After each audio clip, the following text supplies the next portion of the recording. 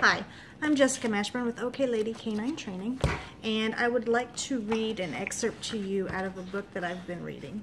This book is called The Good Dog Way, Love Them by Leading Them, and it's by Sean O'Shea. I recommend this book to anybody who owns a dog. I recommend this book to dog trainers, to anybody who works with dogs at all.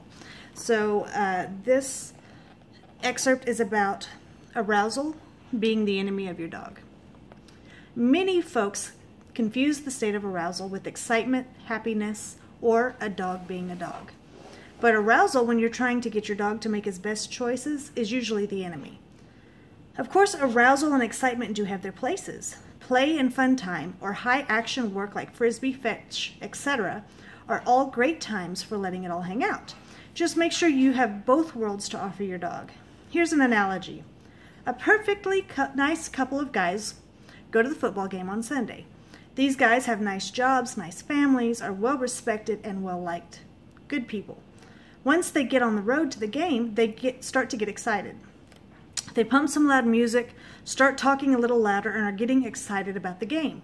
They both notice the little lift they're feeling, almost a little high, a little carefree, a little, just a little, I don't give a damn attitude creeping in. It feels good and a teeny bit dangerous, but just a teeny bit. They arrive at the game, grab their seats, and are swept up in the energy of the crowd and the anticipation of the game. And then kickoff. Boom! The adrenaline starts to flow. Our calm, cool family men's voices become louder and more intense. Next thing you know, they're pumping their fists and standing up to cheer and shout. Our boys are getting swept up in the moment. Next thing you know, someone in front of our guys says something inappropriate. It isn't directed at them, it's just a general silly outburst, but due to all the excitement and arousal our guys are feeling, their better judgment lapses for just a moment. One of them shouts back at the offending party. It doesn't take long for things to escalate. A shouting match ensues, and soon enough, an actual physical altercation. Security arrives to break things up. No one is seriously injured, but the whole thing is pretty ugly. Security escorts our guys and the other man away. Next up, a hot date with the police. Now, how did we get here? How did our nice, respectable, good guys end up making such bad choices, getting themselves in so much trouble? Arousal. They didn't even see it coming.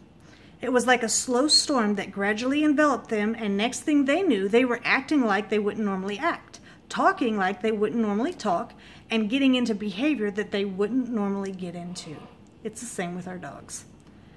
Only our dogs don't have the same social pressure we do to comport ourselves in a certain fashion, and they tend to move into this space of arousal much more quickly. We humans tend to need more ammo and time to get lifted up, but our dogs are often on a hair trigger. They only need a little push to go boom. And many of our dogs live just on the outskirts of, or in a mild state of, arousal most of their lives. So pushing them into a higher state is very easy. This is why we focus so much on calming exercises like the structured walk, thresholds, crate, duration, place, and down. We're looking to cultivate a state of mind that is able to handle excitement and stimulation without boiling over. We teach the dogs how to be in an exciting situation and still hold it together. This is a skill set that many owners and trainers miss. They focus on action, motion, excitement, and so they get minds that only have one gear.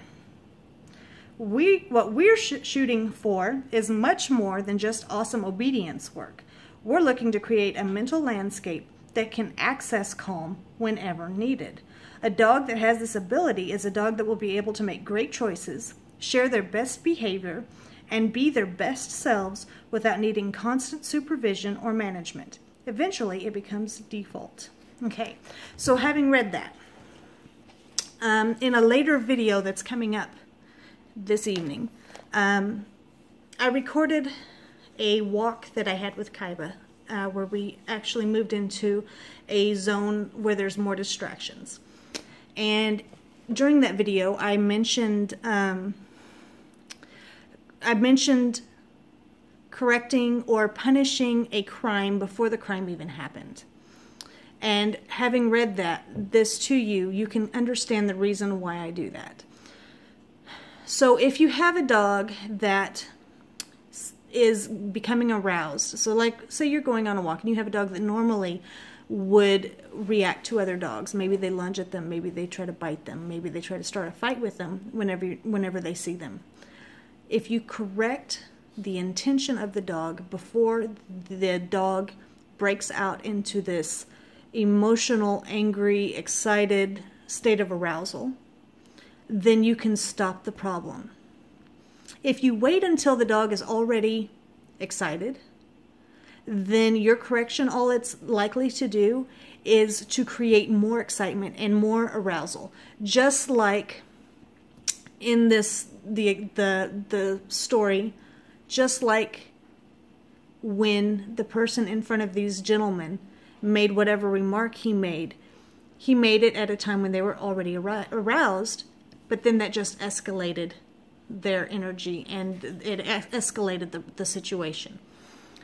Punishment at the wrong time, after the dog is already excited, is just going to escalate it. So, what I do is I look at the dog, I look at its body language, I look at its intention, and I correct the intention before it actually follows through with it. This stops it before it happens. This stops it before the excitement happens. This just brings the dog back to the place where you want it to be mentally. Back to calm. Back to, oh yeah, I don't need to be doing that. I need to be walking. Oh yeah, this is what I'm doing. This is what I'm supposed to be doing. So as you'll see in the video with Kaiba, when we are doing the walk, the heel lesson with more distractions, I correct him as soon as I notice that he is looking for trouble. As soon as his ears go up and he starts looking to the side, I correct him before he can even get excited. Because if I let him get excited, then I get to deal with the Kaiba that screams and has a fit and jumps up and throws a fit, and the Kaiba that might even bite me. So right now I'm just working on keeping his mind calm and teaching him how to stay calm in situations that would normally get him amped up. So punish the intention. Don't wait for the arousal, because chances are if you wait for the arousal, you will not be able to correct anything. I'm Jessica Mashburn, the lady in OK Lady Canine Training.